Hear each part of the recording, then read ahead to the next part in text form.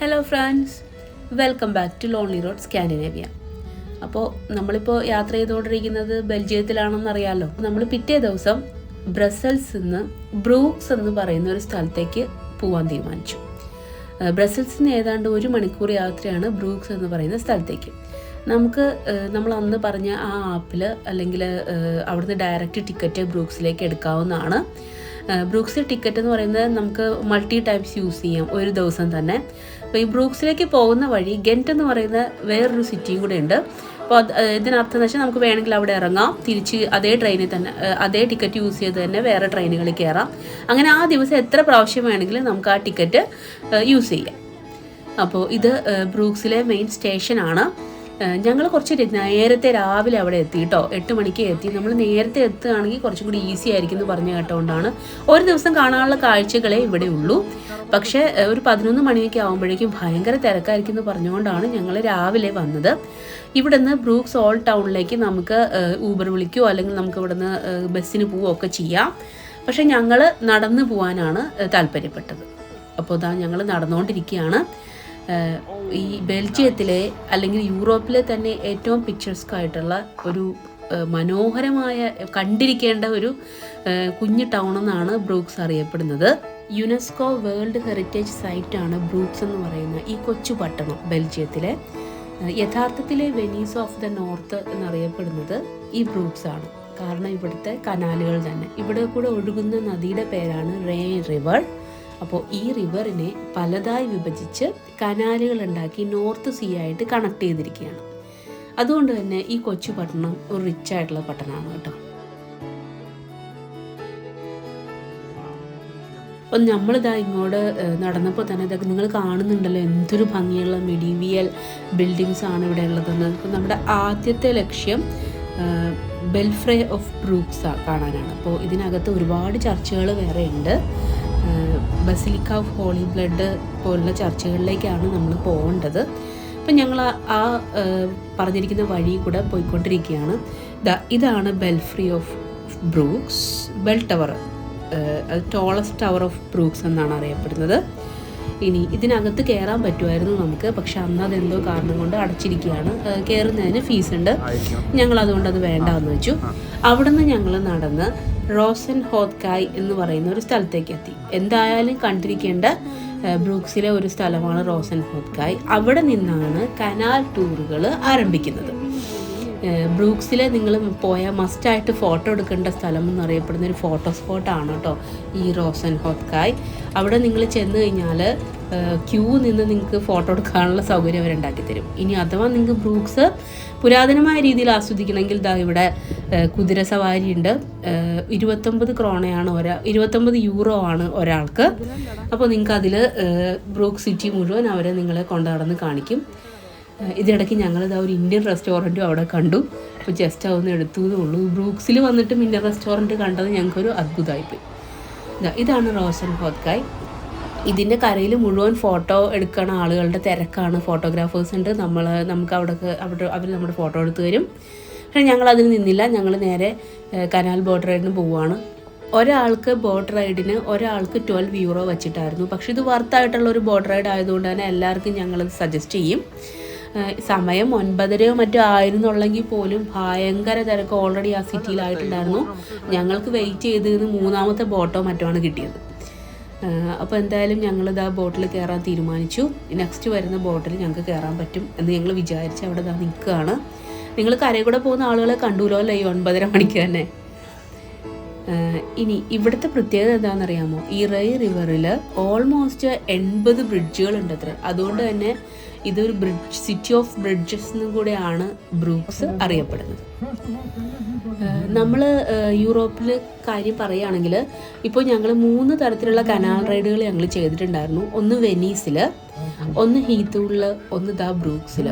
ഇവിടെ ഈ ബ്രിഡ്ജുകളുടെ അടിയിൽ കൂടെയുള്ള ഈ കനാൽ റൈഡ് നല്ല രസം തന്നെയാണ്.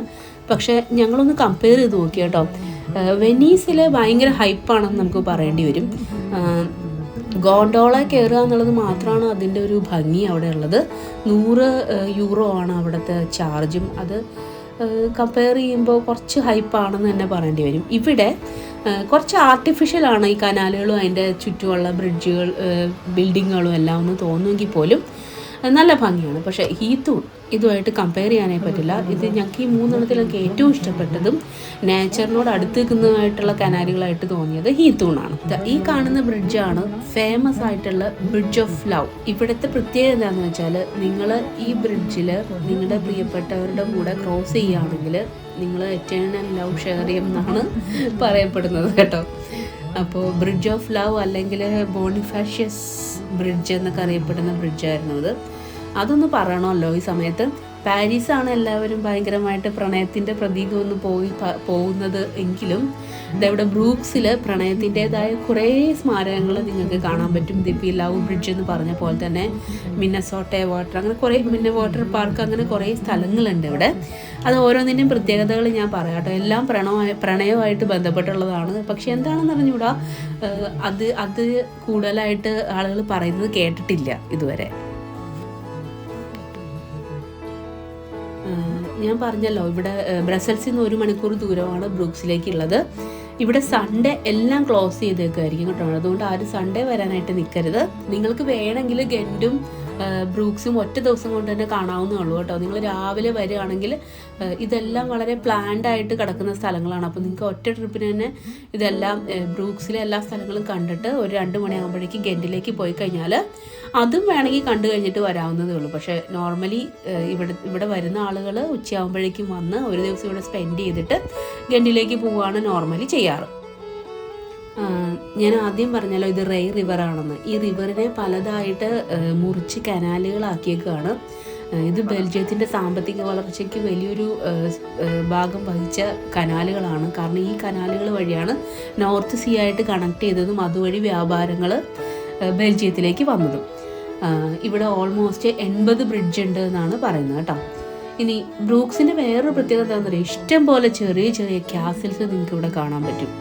ഈ ഫ്ലാൻഡേഴ്സ് ലാൻഡ് ഉണ്ടല്ലോ ബെൽജിയത്തിൻ്റെ, അതിൽ 475 ക്യാസിൽ ആകെയുള്ളതിൽ 50 എണ്ണവും ഈ ബ്രൂക്സിലാണ് എന്നാണ് പറയപ്പെടുന്നത്. ഇനി നിങ്ങൾക്ക് ഇവിടുത്തെ കൂടെ സ്ട്രീറ്റ്സ് കൂടെ ഈ കനാൽ യാത്ര കഴിഞ്ഞാൽ എന്തായാലും നിങ്ങൾ ഇറങ്ങി എന്തായാലും നടക്കണം. ആ സ്ട്രീറ്റ്സ് കൂടെ നടക്കുകയാണെങ്കിൽ നിങ്ങൾ വീടുകൾ കാണുമ്പോൾ എല്ലാത്തിൻ്റെയും കേർട്ടൻസിൽ നിങ്ങളൊരു പ്രത്യേകത കാണും, ലേസുകൾ. ഈ ലേസ് മേക്കിംഗ് ഇവിടുത്തെ ഏറ്റവും പ്രധാനപ്പെട്ട ഒരു വ്യവസായമാണ് കേട്ടോ. ഇവിടെ നിന്നാണ് ഇത്ര ലോകത്തിലെ ഏറ്റവും ഭംഗിയുള്ളതും ക്വാളിറ്റി ഉള്ളതുമായ ലേസുകൾ പോകുന്നത്.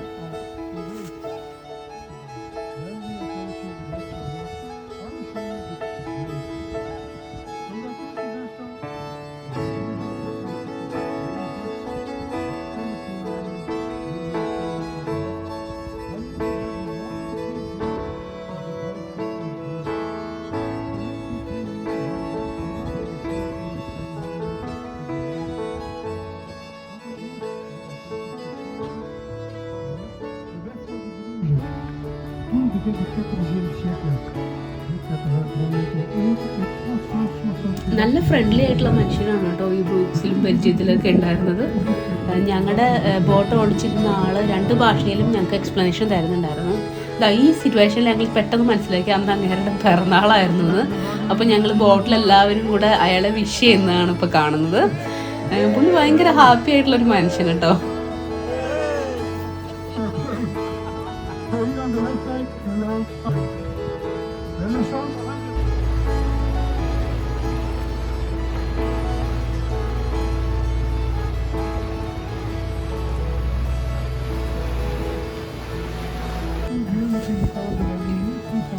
ഈ കനാൽ യാത്രയിൽ കൂടെ തന്നെ ബ്രൂക്സിലെ ഒരുപാട് സ്ഥലങ്ങൾ നിങ്ങൾ എന്തായാലും കവർ ചെയ്യും. ഈ പറഞ്ഞ പോലെ ബെൽ ടവറും ബസിലിക്ക ഓഫ് ഹോളി ബ്ലഡും എല്ലാം നിങ്ങൾക്ക് കാണാൻ പറ്റും. പക്ഷേ നടന്ന് കാണുക എന്നുള്ളതൊരു മസ്റ്റാണ് കേട്ടോ ബ്രൂക്സിൽ. ഇത് ഈ പറഞ്ഞ പോലെ ഒരു 1 മണിക്കൂർ 1.5 മണിക്കൂർ കൊണ്ട് ഈ കനാൽ റൈഡ് നിങ്ങൾ ചെയ്ത് കഴിയും.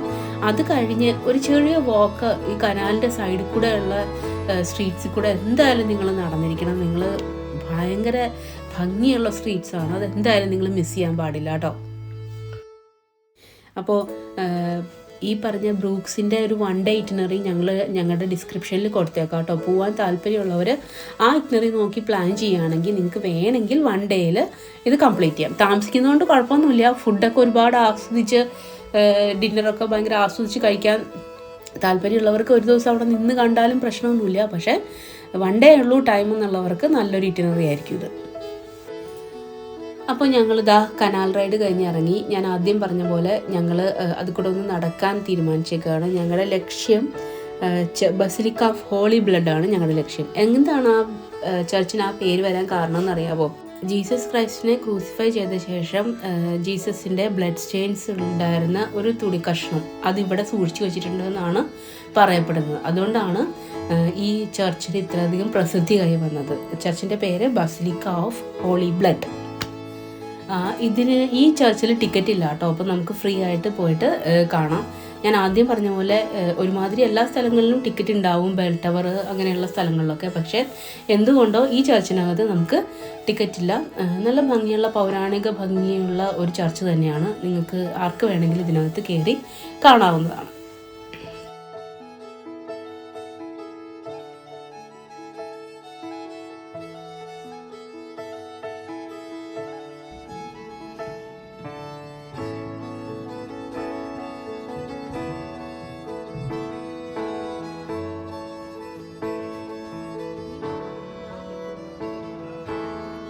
അങ്ങനെ ഞങ്ങൾ നടന്ന് അടുത്ത ചർച്ചിൻ്റെ അടുത്തെത്തി. ഇത് വളരെ ഫേമസ് ആയിട്ടുള്ള ഒരു ചർച്ചാണ്, church of our lady Bruges. ഇതിൻ്റെ പ്രത്യേകത എന്ന് വെച്ചാൽ ഇതിന് ചേർന്ന് ഒരു വലിയ മ്യൂസിയം ഉണ്ട്. അവിടെയാണ് മൈക്കൽ ആഞ്ചലോയുടെ മഡോണ ആൻഡ് ചൈൽഡ് എന്ന് പറയുന്ന ഭയങ്കര ഫേമസ് ആയിട്ടുള്ളൊരു പെയിൻറ്റിങ് ഉള്ളത്. അത് കാണാൻ വേണ്ടിയാണ് അവിടെ ആളുകളെല്ലാം വരുന്നത്. ടിക്കറ്റ് ഉണ്ട്, 10 യൂറോ മറ്റാണ് ഒരാൾക്ക്. ഞങ്ങൾ അതിനകത്ത് കയറിയില്ല.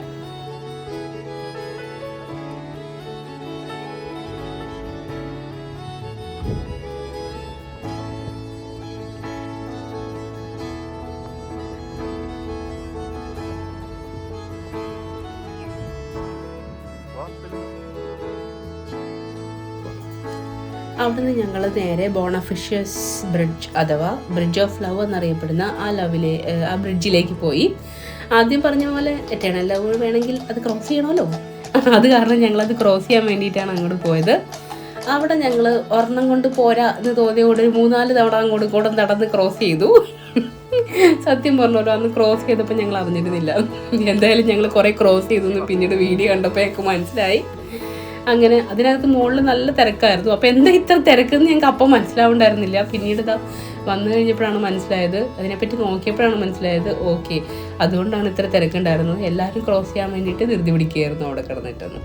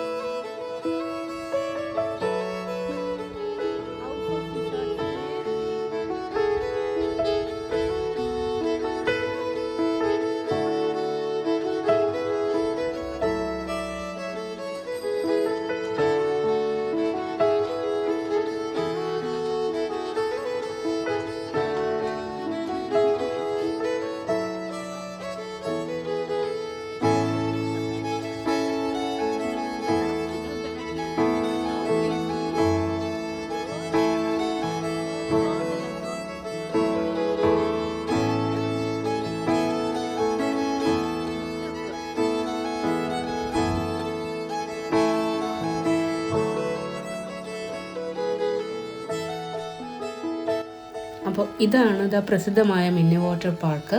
ഇവിടെ കുറേ സ്വാനുകളൊക്കെ ഉണ്ട്. അപ്പോൾ അങ്ങോട്ട് പോകുന്ന വഴി ചുറ്റിനും ആ മിന്നി വാട്ടർ പാർക്കിൻ്റെ ചുറ്റിനുമുള്ള വഴി ഭയങ്കര ബ്യൂട്ടിഫുള്ളാണ്. അവിടെ പ്രസിദ്ധമായ ചില ഹോട്ടൽസൊക്കെ ഉണ്ട് കേട്ടോ താമസിക്കാനായിട്ട്. എനിക്ക് തോന്നുന്നു ഭയങ്കര കോസ്റ്റ്ലി ആയിരിക്കാനാണ് ചാൻസ് ബ്രൂക്സിൻ്റെ അകത്ത് താമസിക്കുക എന്ന് പറയുന്നത്. അവിടെ നിന്ന് ഈ കാണുന്ന കാസിലാണ്. ഈ കാസിലിനൊരു ലവ് സ്റ്റോറി പറയാനുണ്ട്. മിന്നെ എന്ന് പറയുന്ന ഒരു പെൺകുട്ടി അവളുടെ ലവറായിരുന്ന ഒരു പട്ടാളക്കാരൻ്റെ കയ്യിൽ കിടന്ന് മരിച്ചു എന്ന് പറയപ്പെടുന്ന ഒരു പ്രണയത്തിനായി ഉണ്ടാക്കിയിരിക്കുന്ന ഒരു സ്മാരകമാണ് ആ മിന്നെ വാട്ടർ പാർക്ക് എന്നറിയപ്പെടുന്നത്. ഭയങ്കര ബ്യൂട്ടിഫുൾ ആയിട്ടുള്ളൊരു സ്ഥലമാണ്, വർണ്ണിക്കാൻ പറ്റില്ല. ഇതാണ് ഞാൻ ലേസ് എന്ന് പറഞ്ഞത് കേട്ടോ. അപ്പോൾ നമ്മൾ അതെല്ലാം കണ്ടു കഴിഞ്ഞു. തിരിച്ച് ആ ഷോപ്പിംഗ് സ്ട്രീറ്റിലേക്ക് വന്നു. ഭക്ഷണം കഴിക്കുക എന്നുള്ളത് തന്നെയാണ് ഉദ്ദേശം. അതെല്ലാം കഴിഞ്ഞ് ഞങ്ങൾ അവിടെ എല്ലാം ഒന്ന് കറങ്ങി നടന്ന് കാണാൻ നോക്കുകയാണ്.